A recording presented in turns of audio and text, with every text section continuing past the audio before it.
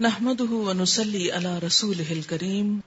اما بعد فاعوذ بالله من الشيطان الرجيم بسم الله الرحمن الرحيم رب اشرح لي صدري ويسر لي امري واحلل عقدة من لساني يفقهوا قولي۔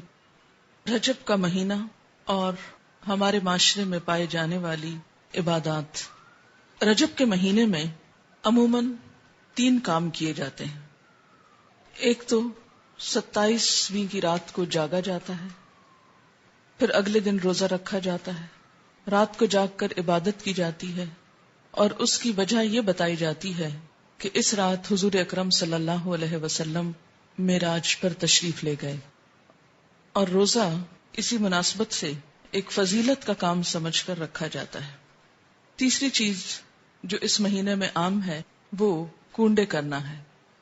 جن کو امام جعفر رحمت اللہ علیہ کے نام سے منسوب کیا جاتا ہے۔ آج ہم ان تینوں چیزوں کا جائزہ لیں گے کہ ان کی حقیقت کیا ہے اور اس بارے میں ہمارا طرز عمل کیا ہونا چاہیے۔ رات کی عبادت، دن کا روزہ شب معراج کی نسبت سے، اور 22 رجب کو کونڈے کرنا امام جعفر کی نسبت سے۔ ان چیزوں کا جائزہ لینے سے پہلے یہ بات ہم اپنے ذہن میں پھر سے دہرا لیں کہ دین دراصل وہ دین ہے جو اللہ سبحانہ وتعالی نے ہم کو دیا ہے، جو محمد صلی اللہ علیہ وسلم کے ذریعے ہم تک پہنچایا گیا۔ قرآن پاک اس کے بارے میں فرماتا ہے، الیوم اکملت لکم دینکم واتممت علیکم نعمتی وردیت لکم الاسلام دینا۔ آج میں نے تمہارے لیے دین مکمل کر دیا، تم پر اپنی نعمت کو تمام کر دیا، اور تمہارے لیے دین اسلام کو پسند کر لیا۔ اس سے یہ بات پتہ چلتی ہے کہ دین نبی اکرم صلی اللہ علیہ وسلم کے زمانے میں ہی مکمل ہو گیا تھا۔ عبادت کے نام پر کیا کرنا چاہیے اور کیا نہیں کرنا چاہیے، اس کا سورس یا تو اللہ کی کتاب ہے یا پھر حضور اکرم صلی اللہ علیہ وسلم کی سنت ہے،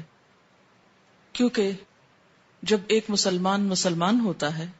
تو جو کلمہ وہ پڑھتا ہے وہ لا الہ الا اللہ اور محمد الرسول اللہ ہے۔ دین کے نام پر جو کام بھی ہم کریں گے اس کی اتھارٹی انہی 2 ہستیوں کی طرف سے ملنی چاہیے۔ ان کے بعد کسی انسان کو یہ حق حاصل نہیں، خواہ وہ کتنا بھی بڑا عالم کیوں نہ ہو، کتنا بھی ذہین کیوں نہ ہو،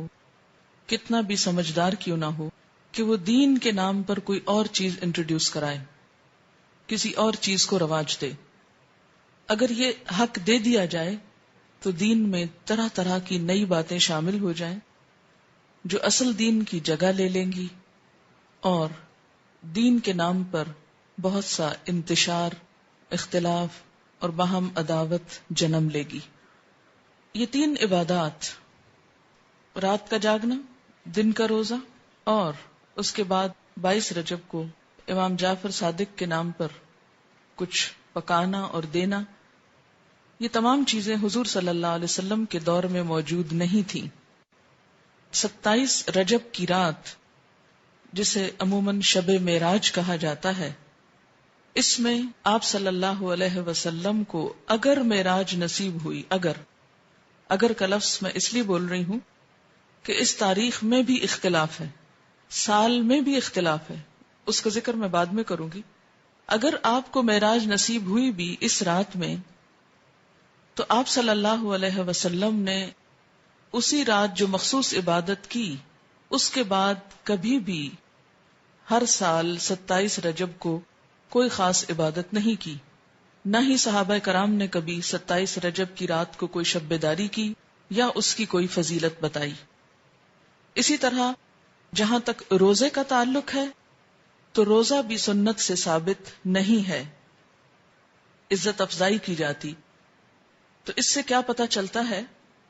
کہ اس رات میں شب بیداری اور اس دن میں روزے کی کوئی حقیقت نہیں۔ اسی طرح جہاں تک امام جعفر کے نام پر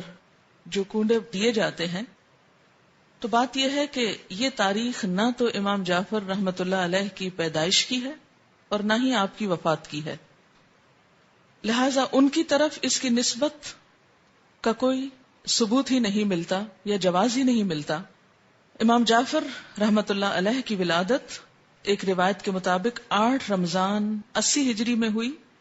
یا 83 ہجری کی روایت بھی موجود ہے، 83 یا 80، اور وفات شوال کے مہینے میں 148 ہجری میں ہوئی۔ اس لیے نہ تو ہم یہ کہہ سکتے ہیں کہ آپ کی پیدائش کی خوشی میں یہ ہو رہا ہے، اور نہ ہی یہ کہہ سکتے ہیں کہ آپ کی وفات کے ضمن میں یہ کوئی کام ہو رہا ہے، اگرچہ اصلاً ہی کسی کی پیدائش یا کسی کی وفات پر کچھ کھانا پکانا یا مخصوص کھانے پکانا اسلام کی روح کے مطابق ہی نہیں۔ اسلام میں صدقہ خیرات کا جو تصور ہے وہ یہ کہ انسان جب اپنے پاس کچھ مال پائے یا کسی ضرورت مند کو دیکھے تو وہ صدقہ خیرات کرے۔ اسی طرح اسلام نے صدقہ خیرات کی کچھ مخصوص شکلیں نہیں بتائیں کہ وہ حلوہ ہو یا کھیر ہو یا پوریاں ہوں یا چاول ہوں یا دیگ ہو یا بریانی ہو یا کوفتے ہوں، نہیں، اس لیے کہ اسلام ایسی کسی تکلیف میں انسان کو نہیں ڈالتا جو انسان کے لیے نبھانا مشکل کا سبب ہو یا مشکل پیدا کرے۔ ہم دیکھتے ہیں کہ اسلام ایک یونیورسل ریلیجن ہے،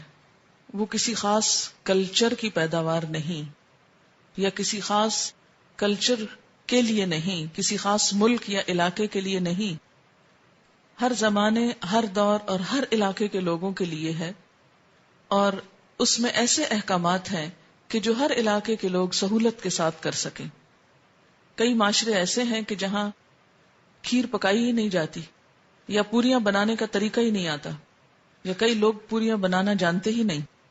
تو کیا ایسے لوگ پھر اس عبادت سے محروم رہیں گے کہ جو ایک مخصوص کھانا نہ پکا سکتے ہوں؟ اس لیے جتنی بھی من گھڑت چیزیں دین میں داخل کی گئیں ان سب کے پیچھے اسی قسم کی باتیں آپ کو ملیں گی۔ کنڈوں کی رسم کے بارے میں ایک روایت کے مطابق اس کی ابتدا 1906 میں امیر مینائی کے خاندان سے ہوئی اور امام جعفر کے نام پر شروع ہوئی، اور یہ امیر مینائی کا خاندان جیسا کہ آپ جانتے ہیں کہ لکھنؤ سے یا ہندوستان سے تعلق رکھتا ہے، تو اس رسم کی تو ابتدا بھی عرب سے نہیں ہوئی، یا جہاں اسلام کا اوریجن ہے وہاں سے نہیں آئی، تو اس کو اسلام یا دین کا حصہ یا نیکی یا عبادت آپ کیسے قرار دے سکتے ہیں؟